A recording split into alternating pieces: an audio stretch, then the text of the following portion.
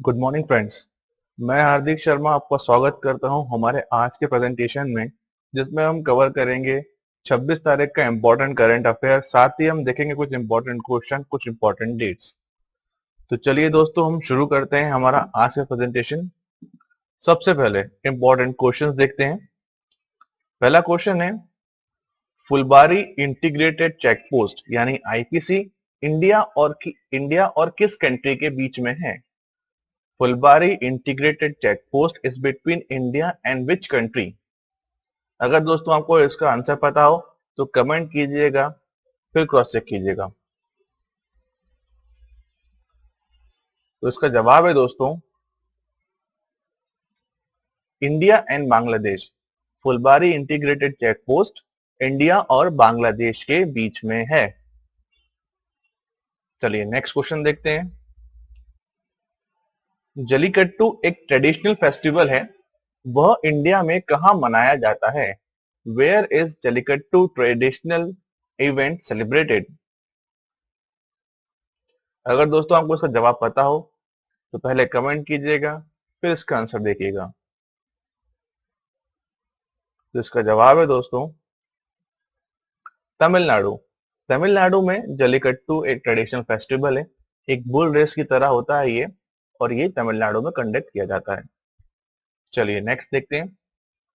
Where is Corbett national park? India में Corbett national park कहां पर है? वीडियो पॉज कीजिए, इसका आंसर दीजिए, फिर क्रॉस चेक कीजिए। तो इसका जवाब है दोस्तों, कॉर्बेट नेशनल पार्क उत्तराखंड में है। चलिए, ये थे हमारे इंपॉर्टेंट क्वेश्चंस। अब देख लेते हैं इंपॉर्टेंट करंट अफेयर्स। सबसे पहले दोस्तों, एनडीआरएफ की टीम ने अभी रेस्क्यू ऑपरेशन शुरू करा है आसाम के तिनसुकिया में। वहां पर दोस्तों फ्लड आया था, काफी गहरा, काफी बड़ा फ्लड वहां पर आया था आसाम में। आसाम में एक तिनसुकिया जगह है वहां पे, तो वहां पे एनडीआरएफ की टीम डिप्लॉय हुई है और ये रेस्क्यू ऑपरेशन परफॉर्म कर रही है। अगर हम दोस्तों आसाम की बात करें तो 26 जनवरी 1950 में इसका फॉर्मेशन हुआ था। कैपिटल इसकी दिसपुर है। यहाँ के जो गवर्नर है वो है जगदीश मुखी जी। चीफ मिनिस्टर जो है वो है सरबंदन सोनोवाल जी। और यहाँ पे दोस्तों 126 सीट्स हैं यहाँ की जो विधानसभा है उसकी। राज्यसभा के दोस्तों 7 सीटें हैं, लोकसभा की 14 सीटें हैं यहाँ पे जो हाई कोर्ट लगता है वो है गुवाहाटी हाई कोर्ट। आसाम का फेमस डांस है बिहू डांस, और यहाँ पे व्हाइट विंग्ड वुड डक जो है पाई जाती है। और महाराष्ट्र, ये आसाम से होते हुए ब्रह्मपुत्र और बाराक रिवर जो है होते हुए आसाम से गुजरती हैं। तो ये फुल इंफॉर्मेशन है आसाम के बारे में। चलिए अब आगे देखते हैं। अभी फाइनेंशियल एक्शन टास्क फोर्स है, उसने पाकिस्तान को अपनी ग्रे लिस्ट में डाल दिया है। अभी पाकिस्तान ने अपनी जो टेरर फंडिंग की एक्टिविटीज है उसको बंद नहीं करा है, इसलिए अभी फाइनेंशियल एक्शन टास्क फोर्स ने ऐसे ग्रे लिस्ट में ही रखा है। अब यहां से सवाल उठता है कि भाई ये ब्लैक लिस्ट क्या होती है, ग्रे लिस्ट क्या होती है? तो जो फाइनेंशियल एक्शन टास्क फोर्स जो है, इसकी 2 टाइप की लिस्ट होती है। एक होती है ब्लैक लिस्ट और एक होती है ग्रे लिस्ट।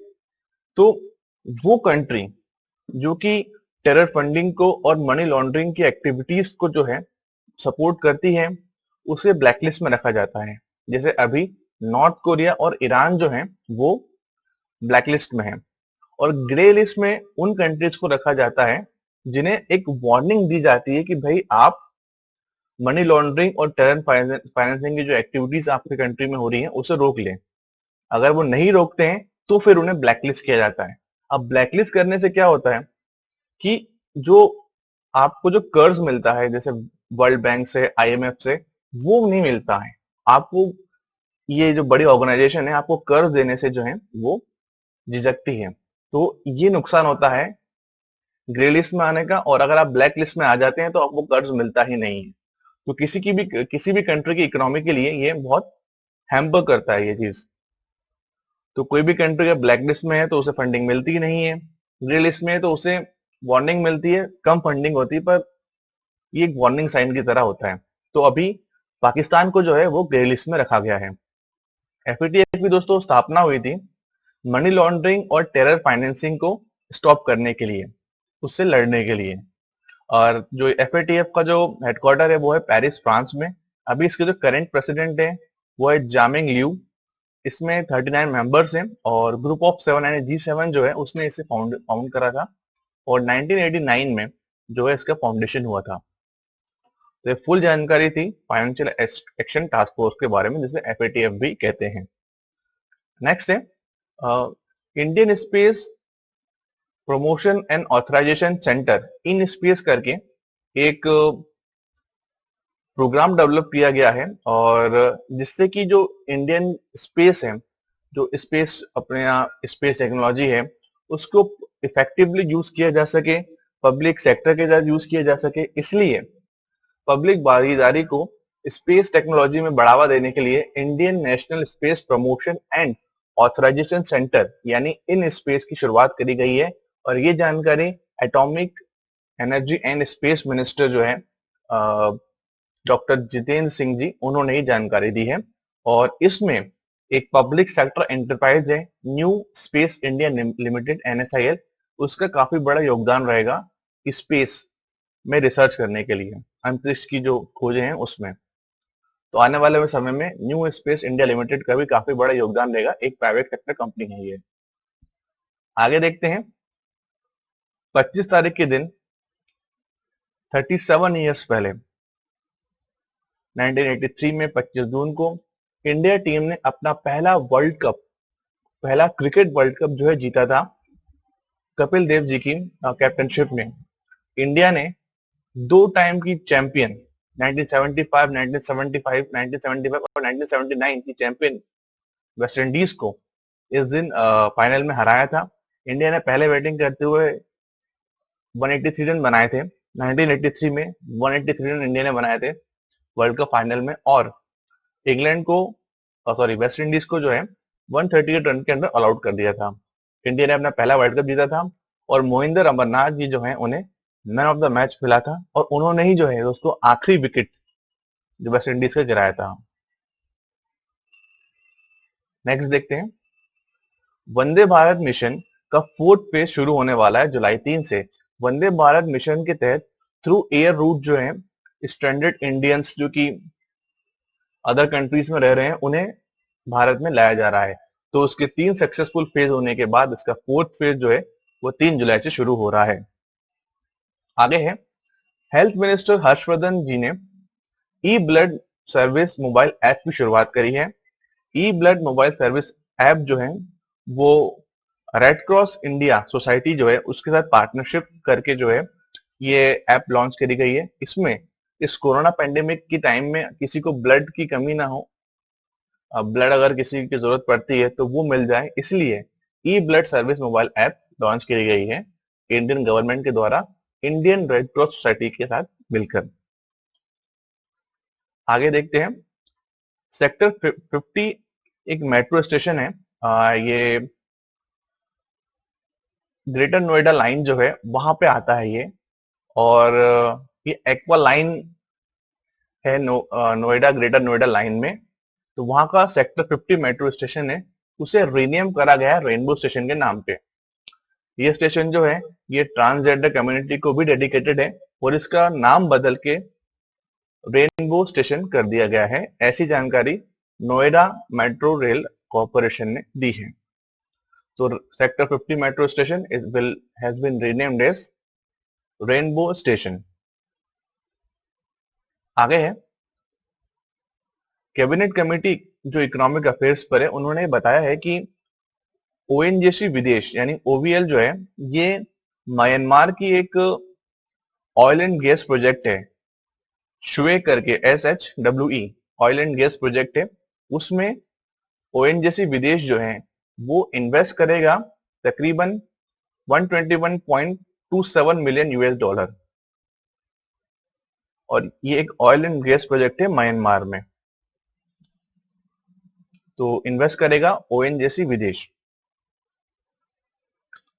आगे देखते हैं एक हरिता हरम करके जो है ये एक प्रोजेक्ट है, एक पहल है जो कि तेलंगाना गवर्नमेंट ने शुरू करी है। अभी उसका 6th फेज चल रहा है। हरिताहरम एक प्लांटेशन ड्राइव है जिसमें ग्रीनरी कवर जो है तेलंगाना स्टेट में बढ़ाने के लिए इस ड्राइव की शुरुआत करी गई है। 5 फेज हो चुके हैं और अभी इस मंथ में 6th फेज चल रहा है। तो हरिताहरम जो ये प्लांटेशन ड्राइव है जो कि तेलंगाना स्टेट में चल रही है। अब दोस्तों हमें क्वेश्चन बनता है कि अभी करेंटली तेलंगाना के चीफ मिनिस्टर कौन है, तेलंगाना के गवर्नर कौन है और तेलंगाना में अभी किस पार्टी की सरकार है।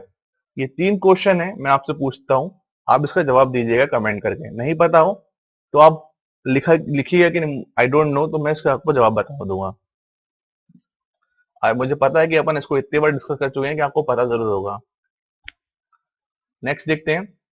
मध्य प्रदेश में एक किल कोरोना कैंपेन की शुरुआत हुई है। इसमें 10,000 टीमें गठित करी गई हैं और ये एक दिन में 10 लाख हाउसेस का सर्वे करेंगी। तो ये बहुत बड़ा कैंपेन है जो जिसकी शुरुआत 1 जुलाई को होगी और किल कोरोना कैंपेन जो है इसका नाम रखा गया है। नेक्स्ट है आईएनएस विक्रांत है जिसको इंडिजिनियसली डेवलप किया जा रहा है इंडिया में और ये इंडिया का first indigenously develop aircraft carrier होगा। इसकी डिजाइन की शुरुआत 1999 में हुई थी और सन 2009 से इसमें काम शुरू हो गया था और ऐसा बताया गया है कि 21 फरवरी 2021 में यानी 2021 में इस पे ट्रायल होंगे और 2023 तक ये नेवी में जो है कमीशन हो जाएगा। अभी तक इस प्रोजेक्ट की कॉस्टिंग जो है 20,000 करोड़ रुपए की हो चुकी है। अगर ये कंप्लीट होता है तो आईएनएस विक्रांत इंडिया का पहला इंडिजिनियसली डेवलप्ड एयरक्राफ्ट होगा। नेक्स्ट है एक कमीशन सेटअप करी गई है जिसका नाम रखा गया है जस्टिस रोहिणी कमीशन। ये जितनी भी सब कैटेगरीज आती हैं ओबीसी की उसके बारे में इसको सेटअप करा गया है। इसकी शुरुआत हुई थी अक्टूबर 2017 में और इसमें क्या है कि जितनी भी ओबीसी क्लासेस हैं उसको सब कैटेगराइज करने का काम इस कमीशन को मिला है। इस कमीशन को अपनी रिपोर्ट मार्च 2018 में देनी थी पर अब इसका टाइम बढ़ा के जनवरी 31 2021 कर दिया गया है। अभी क्या है कि तकरीबन 2,600 कास्ट जो है ओबीसी ग्रुप के अंदर आती हैं, तो इनको स्मॉलर ग्रुप्स में डिवाइड करना जो काम है वो रोहिणी कमीशन को दिया गया है ताकि जो ओबीसी को 27% रिजर्वेशन मिला है उसको हर ग्रुप में प्रॉपरली बांटा जा सके। ओबीसी के जितने भी कास्ट हैं उसको हर एक ग्रुप में प्रॉपरली बांटा जा सके। अभी क्या होता है ओबीसी का जो बेसिकली जो पूरा जो आप कह सकते हैं इसको कि जो भी बेनिफिट मिल रहा है वो अभी यादव कम्युनिटी को मिल रहा है। तो हर कम्युनिटी को मिल सके जो कि ओबीसी ग्रुप में आती है, जो कि 2600 कास्ट से मिलके बना है ग्रुप, वो सबको मिल सके इसलिए इस इतने बड़े ग्रुप को छोटे छोटे ग्रुप में डिवाइड करने का काम जो है ये जस्टिस रोहिणी कमीशन को जो है वो दिया गया है और ये अपनी रिपोर्ट अब जनवरी 2021 तक सरकार को देगी। आगे है दोस्तों, अब इम्पोर्टेंट डेट्स देख लीजिए जो इस वीक आने वाली है, आ चुकी है और है।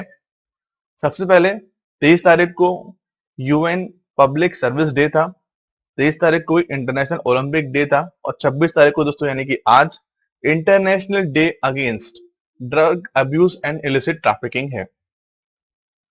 यहाँ दोस्तों मैं आपसे क्वेश्चन पूछूंगा कि यूएन पब्लिक सर्विस डे जिसको हमने डिस्कस किया है उसकी इस बार की थीम यानी 2020 की थीम क्या है, कमेंट करके दोस्तों जरूर बताइएगा इसको। अब यहीं पे अपना प्रेजेंटेशन खत्म करते हैं और आज के प्रेजेंटेशन में हमने इंपॉर्टेंट करंट अफेयर के साथ साथ इंपॉर्टेंट डेट्स और इंपॉर्टेंट क्वेश्चन को देखा है। मुझे उम्मीद है कि आपको ये हमारा सेशन अच्छा लगा होगा। अगर दोस्तों आपको ये हमारा वीडियो अच्छा लगा है तो चैनल को लाइक करिए, सब्सक्राइब करिए, दोस्तों के साथ शेयर जरूर करिए और कुछ सुझाव हो तो कमेंट जरूर करिए और आप देखते रहिए दोस्तों the quick current affair channel. Thank you and have a nice day.